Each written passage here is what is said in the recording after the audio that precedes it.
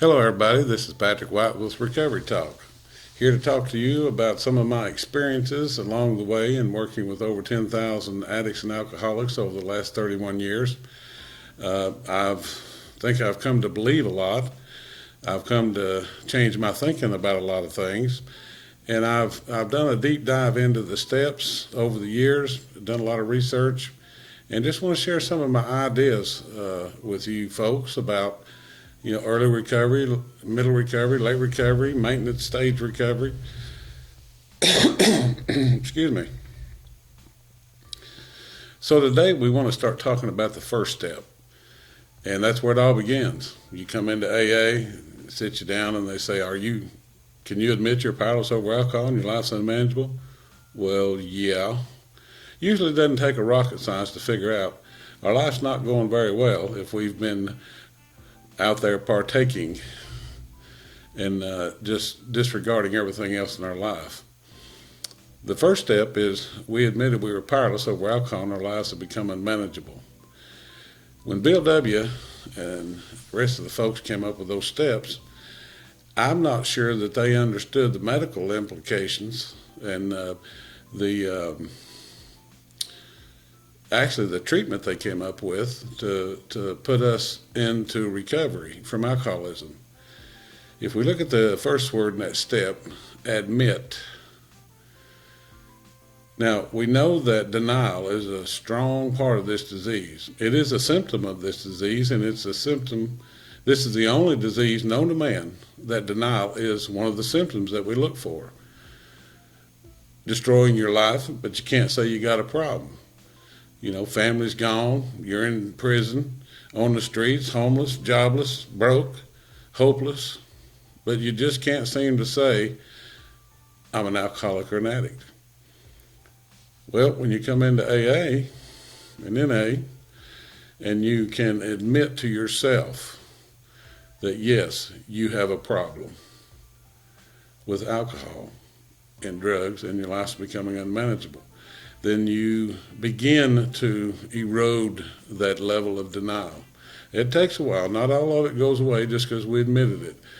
But we do begin to work on looking at the different ways that our life is unmanageable and the different ways that we lost control once we started using.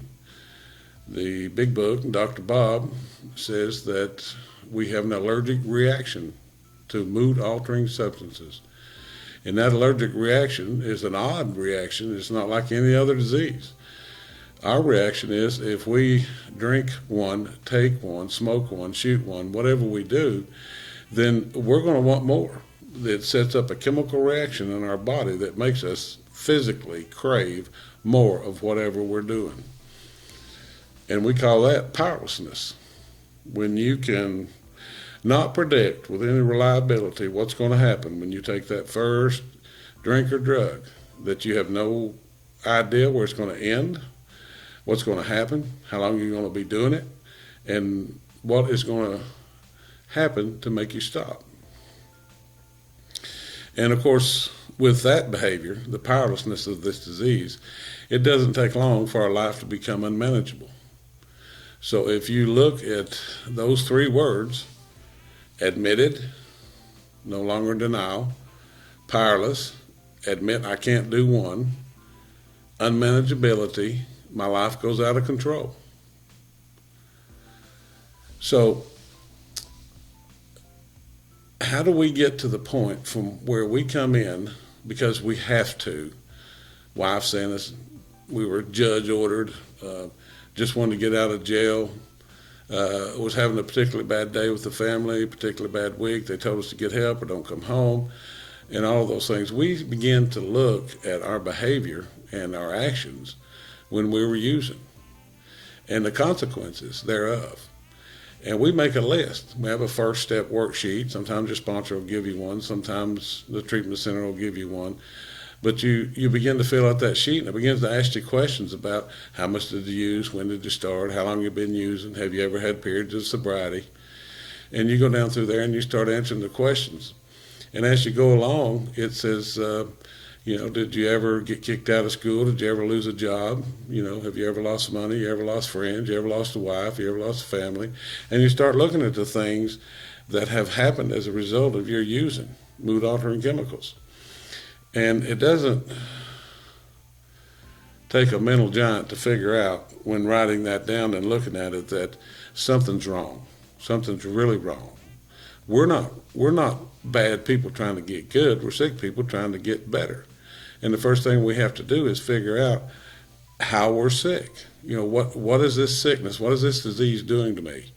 What have I lost control over in this disease? How is it affecting my life?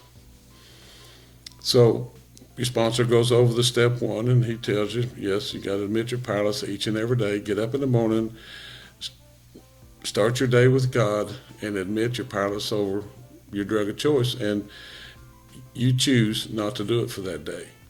And that takes a lot of strength, especially those first few months, because your body is craving it, your body's used to functioning with it, doesn't know what to do without it. Your mind starts waking up, your health starts coming back. Spiritually, you're bankrupt. Mentally, you're dysfunctional. You can't think straight, can't remember anything, and you think that it's because I'm not working this program good enough. It's not. That is a natural progression of recovery. When we get here, we're a mess. And the other piece of bad news is we got to clean up the mess. The people in your 12-step groups, your counselors, your pastor, your psychologist, therapist, whatever, are all going to try to help you to do that. But the bottom line, the final analysis, the end game is you got to do it. It's amazing that we can drink for 30, 40 years. And then one day we wake up and think, maybe this is a problem. So we go somewhere, maybe we detox, maybe we sweat it out. And then one day we wake up and we know we don't have to do that today. Now, isn't that amazing? What happened the other 30 years when we were running down the road, hell-bent on destroying ourselves? Why didn't we just pull up one day and go, hey, we've got a problem? Well, it's usually because with us, we don't do anything to change anything until what we're doing hurts us or causes us enough pain that we're willing to at least look at the options of doing something different. And that's when we come into AA. We say, okay, I'll go check it out and see what it's about. So don't beat yourself up too bad if you're struggling real hard, if you're having to fight yourself 24/7 not to use, if you're confused in the meetings, if you feel oversensitive in the meetings, you feel like people don't want you there, or they're talking about you, or whatever the things are that's going through your head, just sit through the meeting. Even if you don't say a word, sit through the meeting and listen to what they're saying. Those words that they say, those stories that they tell, help you to break down the denial. Every time you go to a meeting, every time you read something in recovery, every time you look at a new thought or a new way to live or a new principle or a new avenue to find solutions, it breaks a little bit more of that denial. And it takes a while for it to be broken. By the time we get here, our egos have blown up so big to protect us from the truth that it takes a while for us to deflate that, to realize that, your counselor is not your problem. God is not your problem. The government's not your problem. The family's not your problem. The problem is you are addicted to a substance that's killing you and destroying everything in your path along the way. So I would encourage you to read step 1 in the 12 and 12.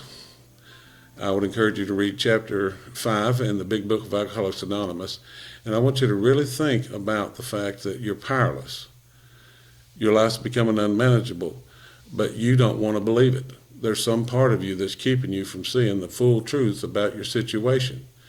That will not allow you to recover. We